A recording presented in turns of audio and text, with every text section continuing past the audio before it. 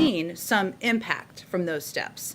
Tens of millions of Americans are now covered by vaccination requirements. 14 million Americans got their first shot in August, which was an increase from what we'd seen in the months prior, 4 million more than in July, and the increase in vaccinations has been a consistent trend. But he's going to lay out these 6 steps tomorrow because we have more work to do, and we are still at war with the virus and with the Delta variant. So we're going to build on that work.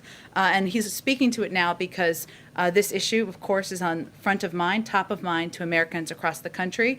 People are returning to schools. Workplaces are either reopening, some brick and mortar, or some people are just returning to work after spending some time with family or loved ones over the summer. So he's going to outline the next phase in the fight and against the virus and what that looks like, including measures to work with the public and private sector, building on the steps that we've already announced, the steps we've taken over the last few months, requiring more vaccinations, boosting important testing measures, and more, making it safer for kids to go to school, all at a time when the American people are listening. Again, this will be 6 steps that we'll work to be implementing over the months ahead. And then one more on boosters. The WHO, the head of the WHO is calling on basically rich countries with vaccine surpluses to hold off on booster shots until the end of the year.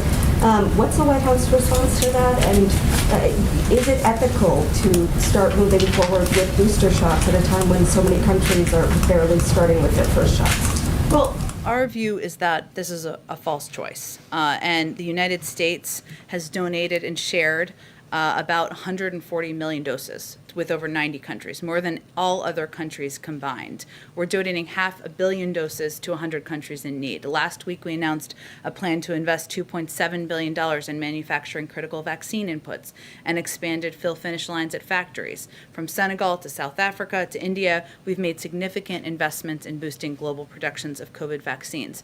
At the same time, the president and this administration has a responsibility to do everything we can to protect people in the United States in this country. And as our health advisors have recommended additional booster shots, we are working to implement that. Our view is we can do both. I'd also note that there are, in addition to access to vaccine doses, one of the reasons that we have invested in areas like manufacturing critical vaccine inputs, expanded fill finish, is because sometimes the issues are also about distribution channels, about having enough personnel who are trained to distribute these shots, manufacturing capacity, certain access to certain components that go into vaccines. We're working through those as well. But we are doing both. We think we can do both, and we will continue to do both from the United States.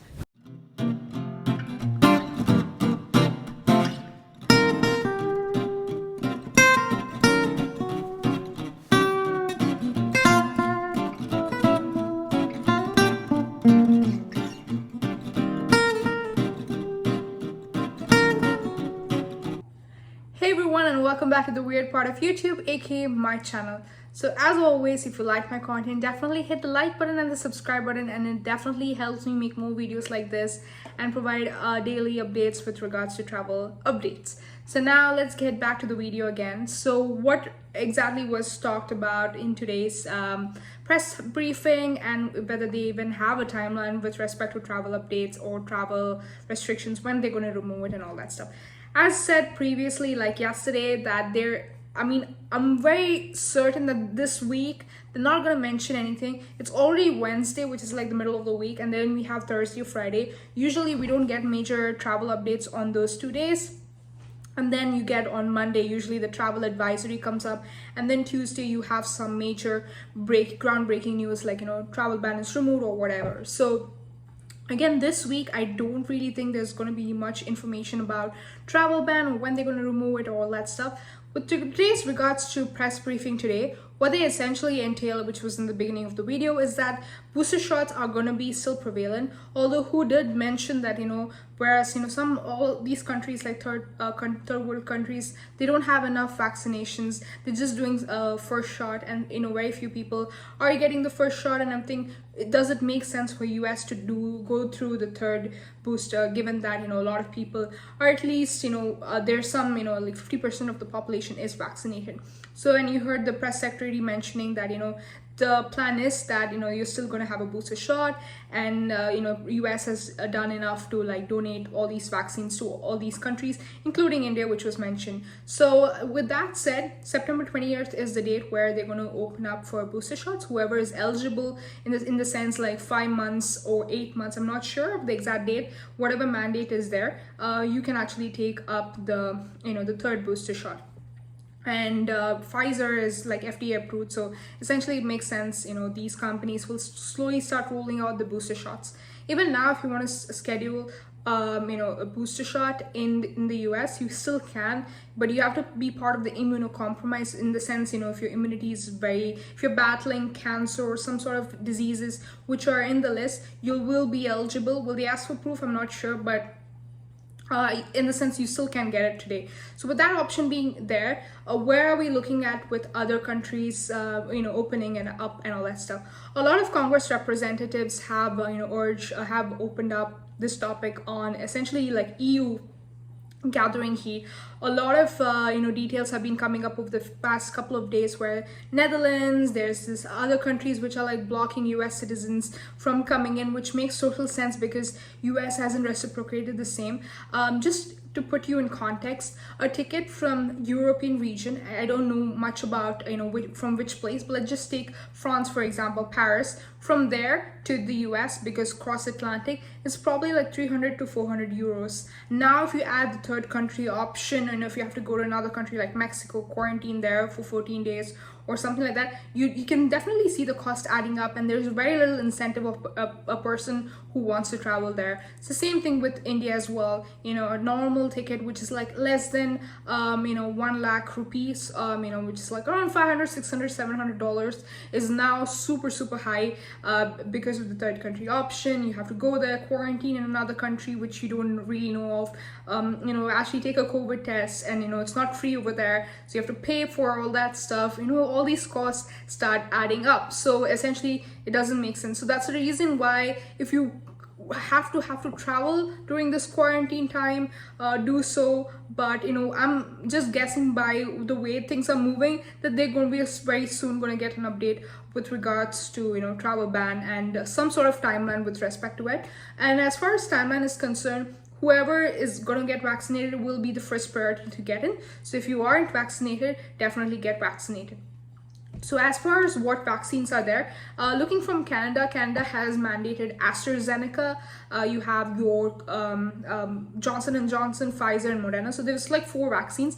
Maybe they might add other vaccines to the list in the future, not sure. Will US follow the same route? I'm not sure whether they will do that, or whether they'll rely on the check-in of the other country to actually mandate whether it's Covishield or Covaxin from India, or AstraZeneca, or the other vaccines from there. From what I know is that who has seen that Covishield from India is approved, so that's actually another variant of AstraZeneca. So if you have taken Covishield, or in your COVID certificate it says Covishield, you should be good. But no update on what vaccines are good or bad, so just keep waiting on that.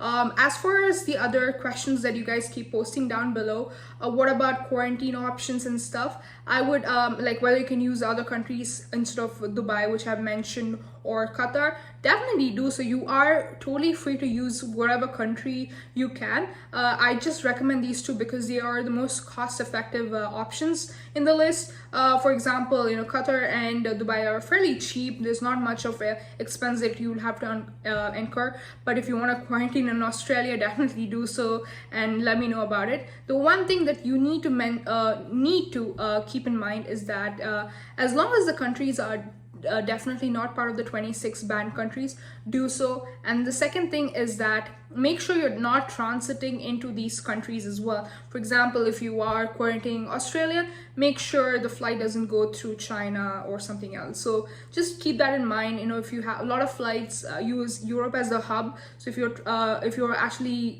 transiting via Frankfurt, or CDG, which is in Paris, or Heathrow Airport, you definitely have to quarantine in another country for 14 days. So definitely keep that in mind when you are planning all this trip.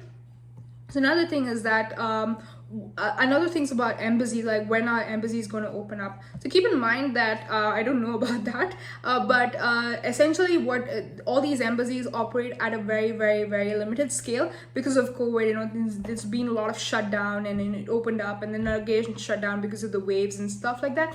So the priority will obviously be different. B1, B2 is essentially not really, a high priority, in the list. Obviously, there's H1B, there's a lot of other visas, as well as green card visa holders. They are given the most priority, as they should be. But if you have an emergency issue or something, definitely write to the embassy, definitely let them know, and work with your local agents to actually keep your case in priority. So yeah, that is with these today's list. No end of sight, no end of any sort of timeline. A lot of Congress representatives are pissed off about this travel ban, as I posted it.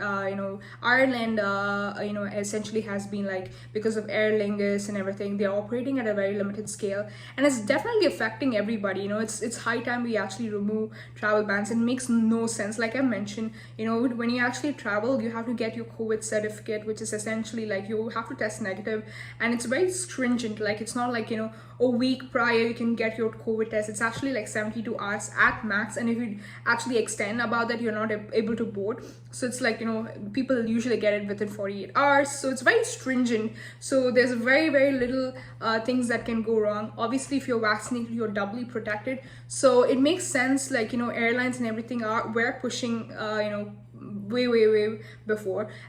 With rates of vaccination going up, I'm pretty hopeful that they're going to open up very soon. So if you don't have to travel urgently, like I said, just keep be patient, and yeah, we should see some news hopefully next week, if not end of the month, with respect to some sort of removal of ban or some sort of limited operations where people who are vaccinated can travel in. So that's all for today's video. I'll keep you guys posted about any other news or anything related to this information. If you like my video, definitely hit the like button, and if you consider subscribing, definitely consider subscribing, because I make videos like this, so hopefully it's useful to you. If you do like it, definitely like it. Okay, I think I'm repeating myself, so see you later. Bye.